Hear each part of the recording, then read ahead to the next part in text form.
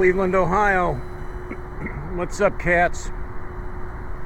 I'm on the roof of the parking deck at the Cleveland Clinic, downtown Cleveland. One more time. This was just an appointment, though. So, got a long drive to head home. Actually, I'm not going straight home either. I'm going back to the Edwin Shaw rehab facility.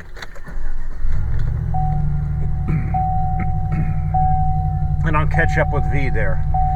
Now, why isn't she with me? Well, she's been at Edwin Shaw Rehabilitation. They've been working on her rehab, and she's doing okay. But in order for her to come up here, they had to transport her in a medical transport vehicle. So they had her in the wheelchair and rolled her right into this van and buckled her down in the van, and they brought her up here, and then they took her home too. So today we came up here to get her stitches out of her head, and it went pretty quick. They took all the stitches out. Her wound looks really good. So we got a couple other appointments in the next week or so, and then she gets her gamma knife treatment one more time. So I got to make my way down out of this parking deck and back out onto the road again, and I got probably about a 45-50 minute ride to get back down to where I came from.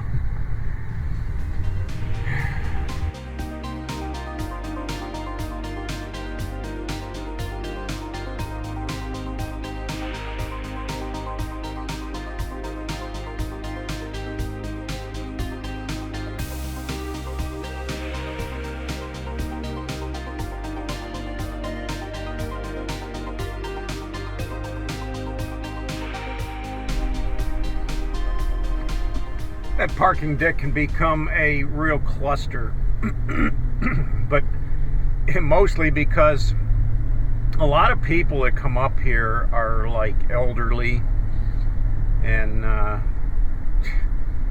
you know, you get an elderly woman in the parking deck, yeah, sometimes it can be a little frustrating. And of course, all the lower floors are filled to capacity, and I know that. I'm just heading to the roof because I know there's plenty of room up there, and I can park my vehicle up there and not worry about somebody scraping into it or something. It's just wide open up there. Nobody likes to park on the roof. But I love the view up there. I mean, it's fantastic. You can see all of downtown, and if the horizon was just a little bit higher, you could see Lake Erie. There is, inside the Cleveland Clinic, right inside the main lobby, there's some elevators that can take you up to the viewing lounge, and there's actually way up on the rooftop, it's kind of a enclosed area with tables and chairs where you can eat, your lunch. And then you can actually step outside, and of course it's all plexiglass. There's no way you can fall or jump out of there, but you're standing outside in the view. You can see Lake Erie, all of Cleveland. I mean, you can literally see for miles, and it's pretty cool. I didn't get a chance to go up there today, though. I just flew up here, and V showed up just a little bit after I arrived with her courier service, or her transport service, I guess. And we had 2 appointments up here, and finished those up, and then they loaded her in the wheelchair back up into the van, and she went her way, and I am going to get out of Cleveland sooner or later here and catch up with her back down in the Akron area. But I don't know if you've ever driven in the city before. I'm glad I'm not on the bike, because the traffic up here is just crazy. You got to know where you're going. You got to know which lane to be in, and things happen quick. So you got to be on the ball. And for me, even like recording right now with the camera, I have to be kind of diligent and watch where I'm going here, because it's just pretty heavy traffic. I mean, we're talking about the 5 o'clock rush hour right now, so I'm just coming up on downtown, and the expressway is up here in another mile or so, half mile maybe. But merging onto the expressway is going to be a real treat, because I can expect some heavy traffic and fast-moving traffic. I mean, some of these people up here on this expressway drive literally like they're in the Indianapolis 500.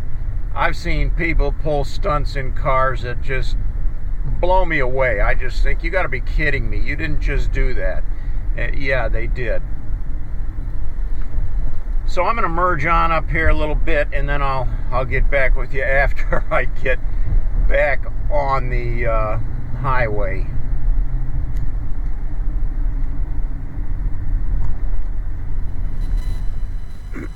Well, to give you any idea of the traffic, I'm already on the ramp to the highway, and this is cars merging on, yeah, at like a snail's pace.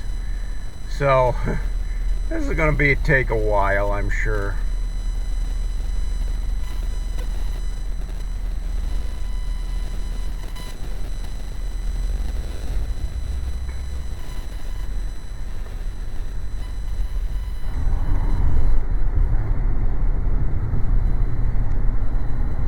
Bye-bye, Cleveland. It's in the rearview mirror. I'm on the highway now, heading south, so whew, that was hairy. I had to jump on and get through 3 lanes of traffic, merge over 3 lanes, and yeah, I made my exit. I found the right path. So, but I tell you, man, you got to be on it in this city traffic. I'm sure some cities are worse than others, and some are probably impossible. But Cleveland, it's pretty bad. I'm sure there's worse. I think I got free sailing now.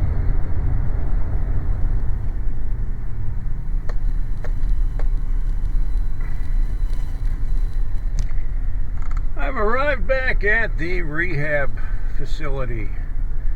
That was a nice long ride, and heavy traffic.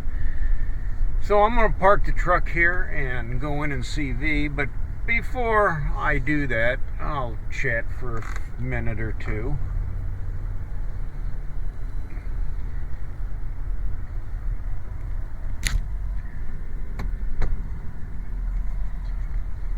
You know, there's nothing nicer than a backup camera. I love it. I can see exactly where I'm going. Back right up into a spot with this thing. And I prefer to back in. A lot of people just pull in frontwards. I like to back into my spot because it's easy to get out. I can just hit straight out. Alright guys, I have arrived back, and I'll get to go in and see my wife in a minute. But, you know, before I do that, life's been really different this year for us in many ways. I think Val's been suffering with this cancer for 4.5 years now, so we have seen a multitude of doctors. In fact, we just saw a brand new doctor today that we never ever saw before. And he's a really nice guy, but you know, another guy we'll familiarize ourselves with in the future here. But that's the way it goes with this disease. You just keep finding one specialist after the other, and they all have their part that they play in their role to try to heal her. And so far, so good. The problem is she still doesn't have any movement in her left leg or her left arm to be able to walk or to be able to use her left arm and hand, which makes life very difficult for her. So she's been in this rehab facility, and they've been putting her through some vigorous exercises. But this past summer, let's just say, has been crazy. I get up every morning. I don't have my wife there. I'm by myself with 3 cats. The cats want fed first thing in the morning, so that's number one. Then I fix myself some tea and some breakfast. I always make a pot of coffee. I pour it into a thermos bottle and bring it here for her because she's stuck in a hospital bed, and every life's little pleasure that I can do for her, she really loves her coffee. So, I bring her a special blend of coffee with her cream and her sugar in it that she likes, and she's happy. Yeah, I take care of the chores at the house, clean up the house a little bit, do whatever I can. I do a little bit every day. I don't do it all in one day. I can't. I might even have to mow or take care of another chore, gardening or whatever I have to do. Coming up here, I have to cut some firewood, so I'll have to do that in the morning. And I won't do a huge all-day chore of it, I'll do what I can, maybe for an hour or two, and then I'll pack things up, I'll clean up, and then I spend my afternoons here with her. She doesn't want to be left alone, when I married her, it was for in sickness and health, for better or worse, you know what I mean? So I'm not going to leave her and abandon her. I'm going to be here every day for her.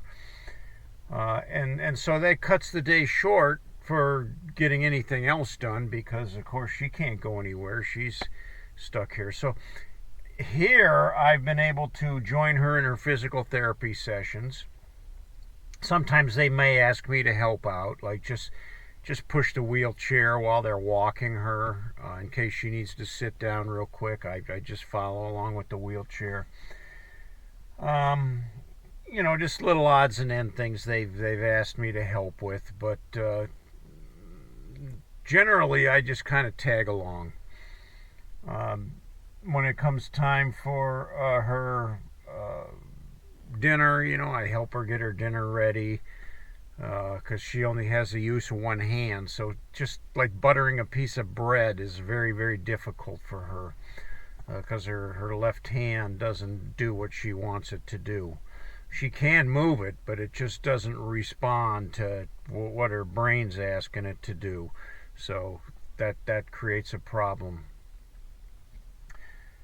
So I usually stay here into the evening, and when I get her all comfortable, once she's all done with all of her physical therapies, make sure she's got her pajamas on, make sure she's got her iPad and her phone are charged up for her. Just make sure she's comfortable, that she has her snack or something that she can have later on if she gets hungry. Yeah. And then I hit the road and head home. I usually stop somewhere and get some fast food. Sometimes I'll actually stop and sit down and get a decent meal somewhere, but it's kind of weird eating by yourself, So fast food works for me, usually. If you find a place you like and it sits well with you, then yeah, why not? Anymore, you can get anything from salads to chicken to burgers to and it's all fast food, but there's 100 different choices, so that works.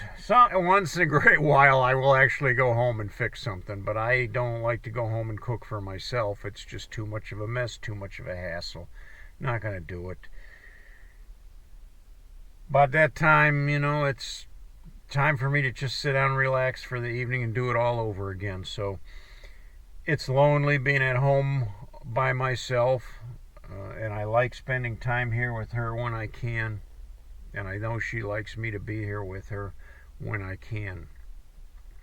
I don't know how long this is going to last. I don't know how long she's going to be in this facility, or if they're going to move her to another facility, or if she'll ever be able to come back home again. I don't know. That's kind of the discouraging part about all of this. You just don't know. You don't know what's going to happen.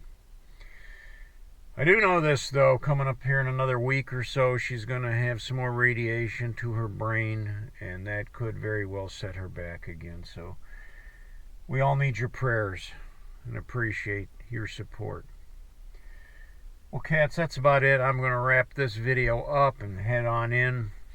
If you liked the video, give me a thumbs up. If you haven't yet, please subscribe to my videos. I'd like to have you join us in this ride. Till next time, cats. Ride hard and die free.